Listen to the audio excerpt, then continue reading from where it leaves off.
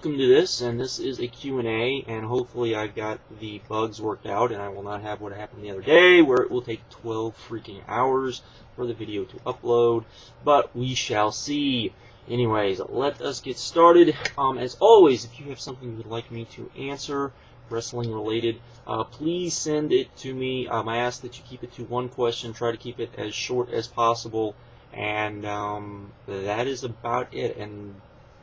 And also make it something that you can't easily look up. I don't answer questions that I know you can easily just get on Google or somewhere and just look it up and find the information. So there you go. Anyways, let us get started here with what we got. I always wanted to know if you think wrestling should have a union. It just seems like more and more older wrestlers seem to be for this. I would too, but I'm afraid there is what would happen. The head of the union wouldn't be someone who would stand up to WWE or TNA or even ROH. It would be a guy who would make it worse for the wrestlers. In short, I'm afraid a guy like Kevin Nash would run the union instead of a guy like Jesse Ventura. That's why I'm not for a union either, because wrestling is a very political business. As far as the business side of it goes, and I don't even think it'd be Kevin Nash. I think if you had a guy like Hogan or just a lot of the guys, I just cannot see. I would see it being too political, favoring one organization over another. Just not very. I just don't think it would be very. It would be done very well, and that's why I'm not for it. Not because I don't think the wrestlers should have a union, because I don't think it would be a good union, and I think unions are a good thing when they're good, but unfortunately you have a lot of unions that are not good and do not look out for they look out for their own they look out for their own interests instead of looking out for the interests of all of the wrestlers. Or if the baseball union is very well known of it would seem they are more concerned about the top bracket players, the players that make the most money, than the guys at the bottom. So instead of trying to find a way to even everything out. So there you go. Just stuff like that. That's why I personally don't think a union would work, is because of the political aspect of everything that goes into not only a union, but then when you add pro wrestling, which is already very political, I think it would just be a disaster. So there you go. Hey TSlay, you said that Cyber Sunday concept about fans voting for opponents and matches are good ways of showing which superstars are more over and the ones that people want to see in action more often. What do you think about a championship based on the same concept, where the champion's opponents and other stipulations for the matches are voted by the fans? I don't think that would work in that aspect, and while I love the Cyber Sunday concept, apparently Cyber Sunday this last year was the second worst pay-per-view since I think '96 or some stupid number like that. It was not a good buy rate, and I love the concept. I think it's a good concept, but apparently people aren't willing to buy to see the concept. And I'm not sure about a championship that would be like that, though. I know DeMarco and his new organization, they have something similar to that, where where the wrestlers will be ranked, and part of the rankings will be who the fans like. So there is that, I guess. But I'm not too big on that. I think that would get a little crazy and wild after a while. TSlay, if you haven't, both companies promoted a single joint pay-per-view, TNA versus WWE. I know that the pay-per-view buys would skyrocket. My question is, which company would benefit more? TNA. Actually, I don't think the pay-per-view buy rates would skyrocket. Why would they skyrocket? I don't think that many more people would buy it.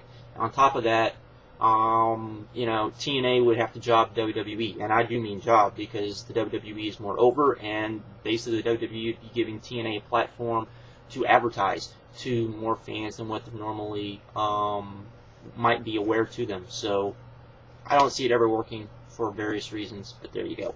Recently in the WWE, I have noticed that moves, or especially finishing moves, are not being brought with as much force, and I feel it detaches the viewer from the match.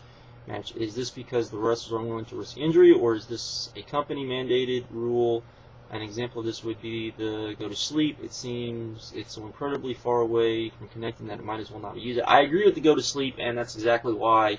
It's just protecting guys and not being stiff and trying to not hurt guys, because the WWE, of course, has had problems over the last couple of years of lots of guys getting hurt. So there you go. ROH just announced that the Texas shows has a pay-per-view taping, assuming the other night would be Supercard number 4. They also announced a few Mexican wrestlers. How do you think this would work in Supercard? Mexico versus Noah, Nakajima, Sasaki, and Shizaki, or maybe even Mexico versus ROH. I don't think we're going to get Mexico versus ROH because the Mexican guys they're bringing in are not top talented Mexican guys. You're going to have 2 guys that I've never heard of, and then Blue Demon Jr., but apparently he's not wrestling. He's just going to be there. He's going to be present for whatever reason. But basically they're being brought in just to try to bring in some more fans. I would expect we're probably going to see more of the Japanese versus ROH type of thing, as they have announced Kenta as well is going to be on the shows. So thumbs up there. Do you think WrestleMania 25 has the potential to be the greatest WrestleMania ever? Maybe. I mean, we don't know any of the matches yet, really. I mean, we know, we hope, and I'm still crossing my fingers they don't fuck this up. We get HBK versus Undertaker, which I think if they both really want to steal the show, they will. I also think that Triple H and Orton will probably deliver big time in their match, because they're going to have to deliver big time. I think Cena and Edge usually have very good matches, and then you have Money in the Bank. You would figure, and those are usually pretty good as well. Even though it looks like we're going to have 8 people, and I'm not too big on having 8 people unless 2 of the people are just going to be big giant stars to add some star power to it. But other than that, there you go. Let's see, Hey TruthSlayer, just wanted to know what your opinions are on Hustle in Japan. I personally think it is similar to Chikara, and that people will either understand it for what it is and appreciate it, or they will hate it. I also want, do you think of the Esperanza gimmick? If you have seen it, personally, I think it's awesome. I think it's pretty good, myself. Hustle, I do enjoy, because I do think it's crazy silly. It is definitely not for everybody. I am shocked that an anime company, one of the companies that imports animes, have not picked it up and sold it as a live-action wrestling anime, because it's very much like it. I wouldn't necessarily consider it similar to Chikara. I guess in the fact people are going to get it or not, but because it is crazier, much crazier than Chikara on a very normal basis. So there you go. Hey TruthSlayer, first of all, thanks for turning me on to ROH. My question is, do you think Gabe would be a good fit to help TNA? I think he would be, but you probably never see it because you have too many. The guys basically booking have too big of an ego to ever bring in Gabe, and I'm not too sure Gabe is. Even he is minute. He's not really good with working with other people, and the only way it would work would be he would have to take full control, and they're never going to allow that. So there you go. Let's see, back in 1998, ECW would run commercials for the Hardcore Hotline, and they would always have news regarding Ric Flair WCW lawsuit. What was the lawsuit about, and did it have anything to do with the way he was being used on television? Somewhat. What it was about was the fact that Ric Flair, this is the short version, Ric Flair's son, Reed, who was collegiate wrestling for, I guess youth wrestling, as I guess you would call it. Can't remember exactly what grade. He must have been, I don't think he was quite, I guess he wasn't in high school. I guess it was under, he may have been 13 at the time, maybe. Nah, he's probably younger than that. He's probably under 10, maybe 10 or something like that. But anyways, he had some sort of national tournament that he was going to go to. Well, Ric Flair, amazingly, got booked for Thunder. And Ric Flair apparently told, this is Ric Flair's side of it, told WCW he wasn't going to show up because he had his son's thing. And it wasn't the first time a big star basically said they weren't going to work Thunder anyways. And then Bischoff had a huge meeting saying Ric Flair wasn't here, he thinks he's better than everybody else, and I'm going to break Ric Flair. And so Ric Flair was taken off of TV. Ric Flair sued WCW. That was the Ric Flair lawsuit. That is what it was about. There was far much more into it, but it would probably make a whole video to go completely into it. It was a big, huge, nasty thing. I'm not sure if you have answered this question, but why did the WWE have Jericho beat Triple H for the title only for the decision to be reversed? I understand that they did advance part of the storyline with Hebner, but I wasn't sure if there was any other reason. That was pretty much the only reason, and for the shock value of, you know, that era of wrestling. That would be why. Unless there's another reason I don't know about, but that's pretty much it. It was to, you know, further along Hebner and try to, I guess, try to push Jericho in a kind of weird way. But, there you go. Why do you think the reason is that title reigns are shorter than they were in the 80s and before, like San Martino 8-year reign? Basically because I think people have a shorter attention span. I always hear people say, oh, what about long reigns? And yet whenever there's a long reign, people bitch about it. So I think that's part of it. I think that people don't necessarily like long reigns, and I think people are just in tune to, I mean, even if you look in boxing now, you know, most guys don't go very many, you know, fights, staying champion, and the guys that do are, you know, pretty legendary at this point. But so even in, I would say that it's attention span, it's leftovers from the Attitude Era, it's all wrapped into one. I was wondering what you think is causing the recent jump in ratings TNA has gotten. Last week they moved their highest rating yet on what would call an OK Impact. Personally, I think it's due to the WrestleMania build-up from WWE, which is bringing more wrestling fans altogether. However, I hope I'm wrong, and that TNA may be bringing in new fans and not ones that you just watch around this time of year for WrestleMania. I have no idea, to be honest, because though I do think that was probably the best built-up show that they ever done. I mean, you know, they built up the fact that we were going to get this match between Kurt Angle and Sting. It seemed like a very big deal, and I think that is because, I mean, over 2 million people watched that match, and it built up. And if you look at the breakdowns, the wrestling is what really sold the show, which is pretty surprising when you turn around and you watch this week's episode of Impact, and there was almost no wrestling on the show, and it was a pretty horrendous show in my opinion. But I would imagine it's just, it had a lot to do, that show had a lot of buzz around it anyway, so we'll see. I honestly have no idea why all of a sudden they're jumping in the ratings, but WWE is too, and apparently all of TV ratings have been going up recently, so there you go. Do you think Bruno Sammartino will be inducted this year now that Edge mentioned him on Raw? Nope, I don't ever see Bruno Sammartino being brought into the Hall of Fame for the very reason that Bruno will never want to be in the WWE Hall of Fame, so there you go. Should WWE sign Sanjay Dutt, drop Khali's worthless manager, and have Dutt and Khali as a tag team? I think that would actually be a good idea. I actually thought the same thing, that if they brought in Dutt and worked him with Khali, where Dutt could basically be the voice for Khali, and they could basically view Dutt as the coward and Khali as the big monster type of thing. I think that would be good, and that'd be the only way I could see Dutt being in WWE. So there you go. What do you think would have happened if Hulk Hogan versus Bruno Sammartino had happened at WrestleMania 2 instead of the Bundy cage match?